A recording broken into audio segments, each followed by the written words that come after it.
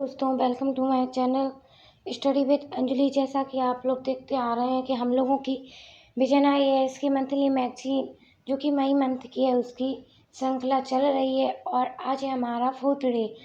हमने फर्स्ट और second day में पॉलिटी का सारा पोर्शन जो दे रखा था वो कंप्लीट किया था। फिर हमने IR पे आया था। मैंने आपको बताया था कि मैं हर सब्जेक्ट आपको दो दो पार्ट में लेकर कवर करवाऊंगी। तो हमारा IR का एक पार्ट कंप्लीट हो गया है और आज हमारा IR का सेकंड पार्ट है, जिसमें मैं आपको बहुत ही आसानी से शब्दों में तोड़ कर बहुत ही आसान सी भाषा में समझा रही हूँ। और प्रीलिम्स और मेंस से कैसे कनेक्ट हो सकते हैं, ये क्वेश्चन कैसे बन सकते हैं, ये भी मैं आपको बताती जा रही हूँ। तो चलिए हम ज़्यादा देर नहीं लगाते हुए वीडियो को अपनी शुरू करते हैं।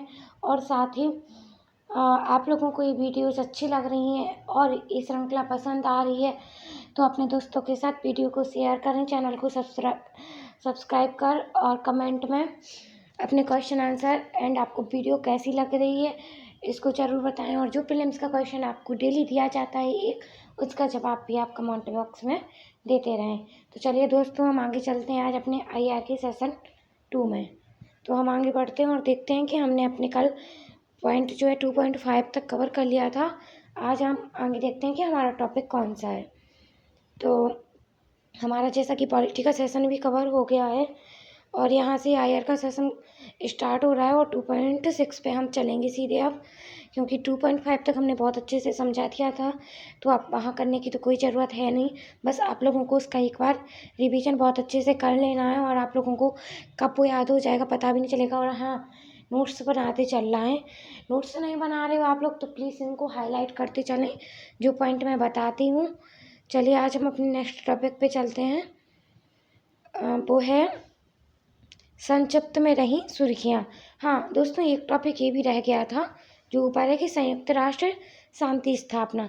चलिए हम इसी से स्टार्ट करते हैं कि हाल ही में क्या हुआ है कि जर्मनी के बर्लिन शहर में UN की जो पीस कीपिंग यानी संयुक्त राष्ट्र शांति स्थापना की मंत्री स्तरीय बैठक हुई है 2025 की और वो संपन्न हो गई है। संयुक्त राष्ट्र शांति स्थापना की जो मंत्री स्तरीय बैठक हुई है 2025 की, उसके बारे में हम कुछ जानेंगे कि क्या है। देखिए, सबसे पहले तो UN पीस कीपिंग है क्या, क्या घटक हैं इसके। तो देखो, राजनीतिक प्रक्रियाओं को सुगम बनाना इसका एक घटक है। नागरिकों की सुरक्षा, चुनाव का समर्थन, मानवाधिकार और विधि का शासन, साथ ही निस्तारीकरण, डिमोबिलाइजेशन, पुनः एकीकरण। ठीक है, ये इसके कुछ घटक हैं और हम इसके बारे में जानेंगे। इस बैठक को जर्मनी द्वारा संयोजित किया गया था यानी होस्ट किया गया था। यह शांति स्थापना के भविष्य पर चर्चा करने के लिए एक उच्च स्तरीय राजनीतिक मंच के रूप में काम करता है। यह बैठक जो है वो 2015 के न्यूयॉर्क शांति स्थापना शिखर सम्मेलन की 10वीं वर्षगांठ के अवसर पर आयोजित हुई थी। और साथ ही हम जानेंगे कि क्विक रिएक्शन फोर्स की एक कंपनी, महिला नेतृत्व वाली एक पुलिस यूनिट और स्वायत्त पुलिस की एक यूनिट जो कि SWA थी और शांति स्थापना प्रशिक्षण क्षमता निर्माण, इन सब की भागीदारी की घोषणा भी हुई है। देखिए, UN की जो पीस कीपिंग यानी संयुक्त राष्ट्र शांति स्थापना है क्या कहलाते। इसकी एक तो शुरुआत जो है वो 1948 में हो गई थी और ये जो है वो मध्य पूर्व की निगरानी के लिए संयुक्त राष्ट्र युद्ध विराम पर्यवेक्षण संगठन की स्थापना की गई इसमें। और इसमें तैनाती किसकी की जाएगी, तो इसमें संयुक्त राष्ट्र सुरक्षा परिषद एक संकल्प पारित करके शांति स्थापना से संबंधित मिशन को शुरू करने का आदेश देती है और मिशन के लिए बजट और संसाधनों को संयुक्त राष्ट्र महासभा द्वारा मंजूरी प्रदान की जाती है। जब भी ऐसे बॉक्सेस मिलते हैं ये हमारे लिए बहुत ही ज़्यादा इम्पोर्टेंट हो जाते हैं। जैसे यहाँ पे एक बॉक्स दिया है, इसमें लिखा है कि क्या आप जानते हैं संयुक्त राष्ट्र शांति रक्षक सैनिकों को ब्लू हेलमेट्स के नाम से भी जाना जाता है। देखिए, प्रीलिम्स में क्वेश्चन ऐसा बन सकता है कि ब्लू हेलमेट्स के नाम से जाना जाता है और वो आपको 4 ऑप्शन से दे देंगे। तो इसमें जानने की जो संयुक्त राष्ट्र शांति रक्षक होते हैं उन्हें जाना जाता है, क्योंकि जो ये है ना वो दुनिया भर में शांति स्थापना मिशनों को अंजाम देते समय नीले हेलमेट का जो है वो यूज करते हैं। और 2023 में भारत को संयुक्त राष्ट्र का सर्वोच्च शांति सम्मान यानी कि डैग हैमर सोल्ड मेडल प्रदान किया गया। अगर क्वेश्चन कभी ऐसा बन जाए कि संयुक्त राष्ट्र का सर्वोच्च शांति सम्मान क्या है, तो टैग हैमर शोल्डर मेडल। हालांकि यूपीएससी में तो ऐसा क्वेश्चन नहीं बनता है, लेकिन स्टेट पीसीएस में ऐसे क्वेश्चन बहुत ही ज़्यादा पूछे जाते हैं।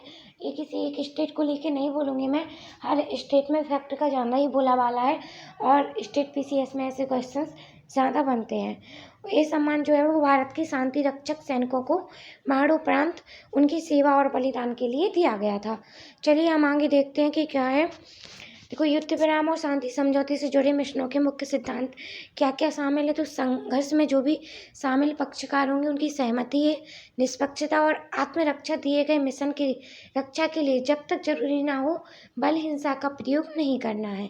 गवर्नेंस की बात करें तो संयुक्त राष्ट्र के शांति स्थापना अभियान डीपीओ का औपचारिक रूप से 1992 में गठन किया गया था और यह जो है वो दुनिया भर में संयुक्त राष्ट्र स्थापना अभियानों को राजनीतिक एवं कार्यकारी दिशा प्रदान करता है। वर्तमान में देखेंगे तो यह विभाग पश्चिमी सहारा, गोलन कांगो लोकतांत्रिक गणराज्य जैसे क्षेत्रों में 11 शांति स्थापना मिशन संचालित कर रहा है। साथ ही पुरस्कार और सम्मान में देखेंगे तो 1988 में नोबेल शांति पुरस्कार से इसको जो है वो सम्मानित किया गया था। इसके बारे में और क्या दे रखा है, तो कैपस्टोन सिद्धांत। देखिए, जो ऐसे थ्योरी दे रखनी होती है ना, इनकी समझना बहुत ही ज़्यादा ज़रूरी होता है। एक तो ये हमारा फाउंडेशन कवर करते हैं, दूसरा एग्जाम्स में इन थ्योरी का पूछा जाना भी इम्पोर्टेंट हो जाता है, खासकर यूपीएससी में ऐसे क्वेश्चंस बन जाते हैं। तो कैपस्टोन सिद्धांत क्या कहता है, ये बोलता है कि संयुक्त राष्ट्र शांति स्थापना अभियानों के मार्गदर्शक सिद्धांतों और मुख्य उद्देश्यों को निर्धारित करता है। यह क्षेत्र जो है वो सेवा करने के लिए तैयार हो रही सैन्य, पुलिस और सिविल कर्मियों हेतु प्रशिक्षण सामग्री के विकास के लिए एक आधार भी प्रदान करता है। और रिस्पॉन्सिबिलिटी टू प्रोटेक्ट का सिद्धांत जो कि 2005 यानी 2005 में आया था, यह सिद्धांत जो है वो हिंसा और उत्पीड़न के सबसे भीषण रूपों को समाप्त करने के लिए एक राजनीतिक प्रतिबद्धता का प्रतीक है। अब हम जान लेते हैं कि यूएन की जो पीस कीपिंग चल रही है उसका भारत का क्या योगदान है। ठीक है, सबसे अधिक सैन्य योगदान है। भारत अब तक जो है वो 2,90,000 से भी अधिक शांति रक्षक सैनिकों को 50 से अधिक संयुक्त राष्ट्र मिशनों में भेज चुका है।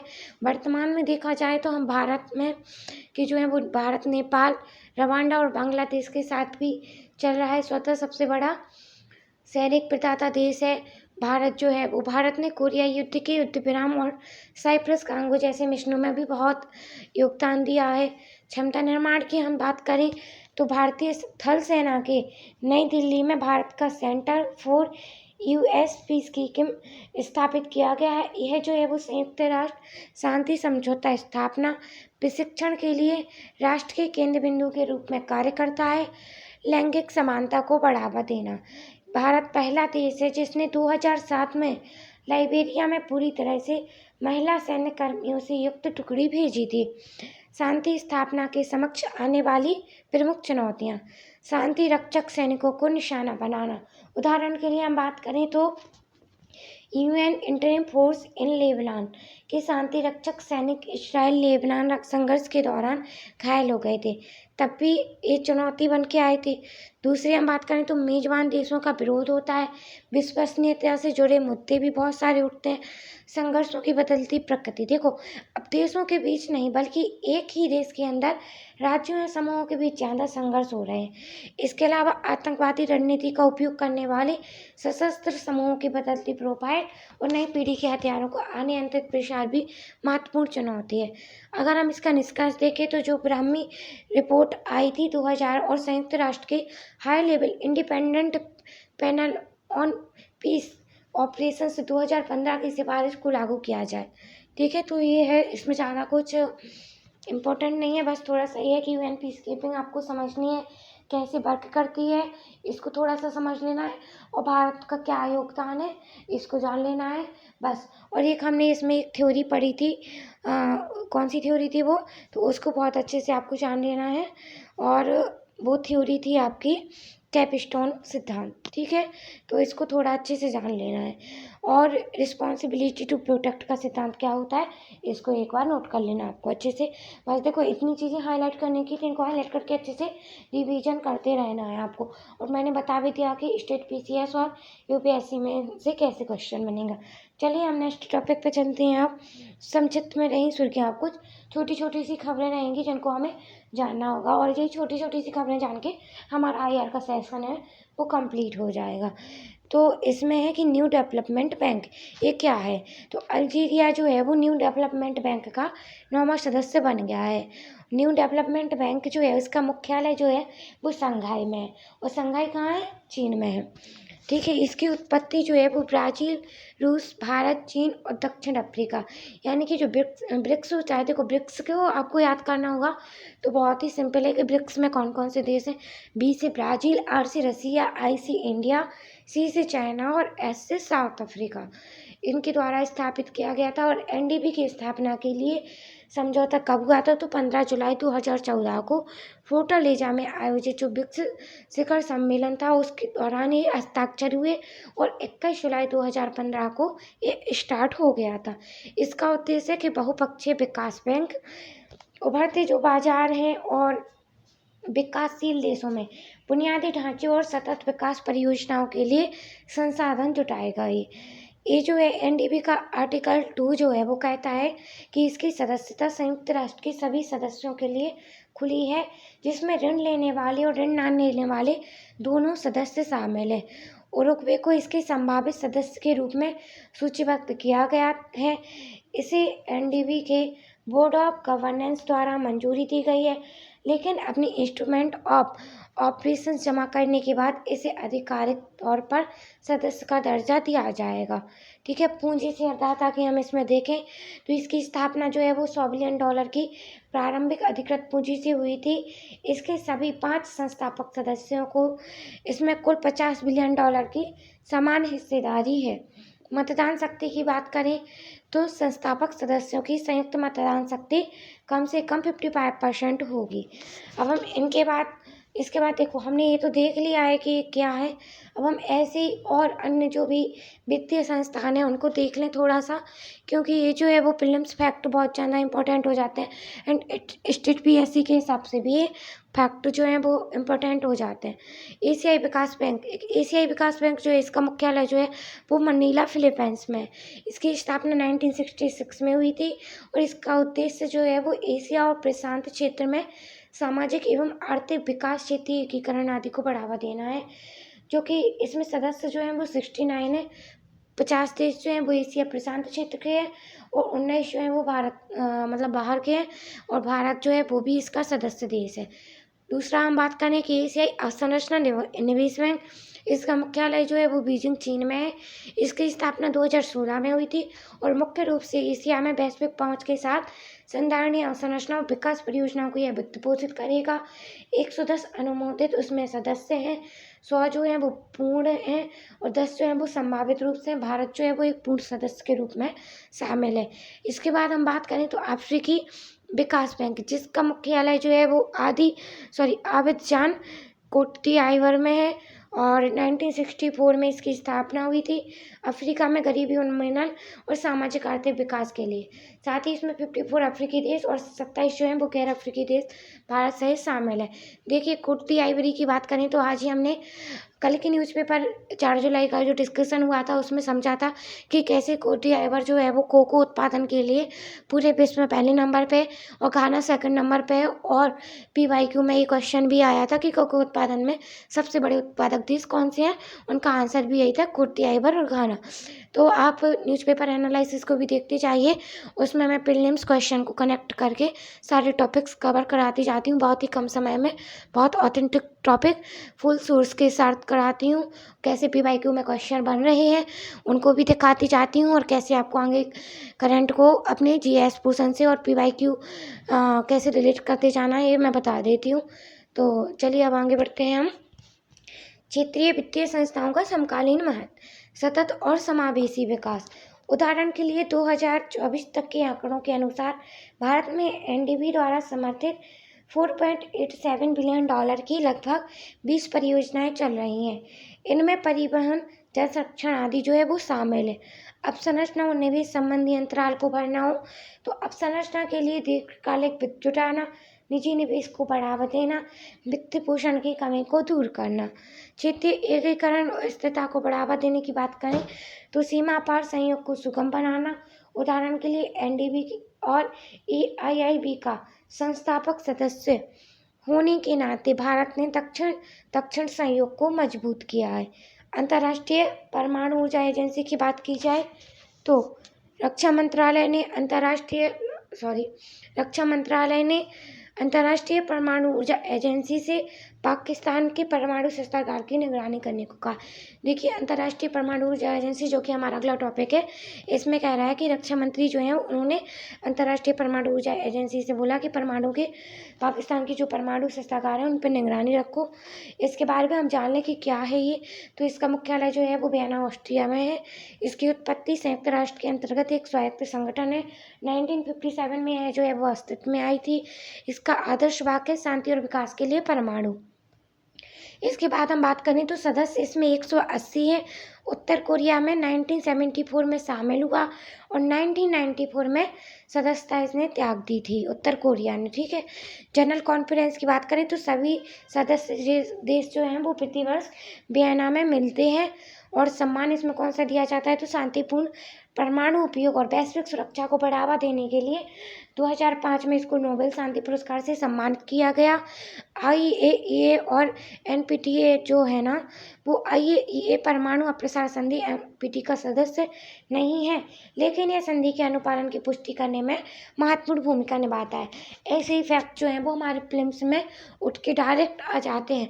जैसे ये देख रखा है कि IAEA जो है वो हमारी परमाणु अप्रसार संधि यानी कि NPT जो है उसका सदस्य नहीं है, लेकिन संधि के अनुपालन की पुष्टि करने में जो है यह अपनी भूमिका निभाता है।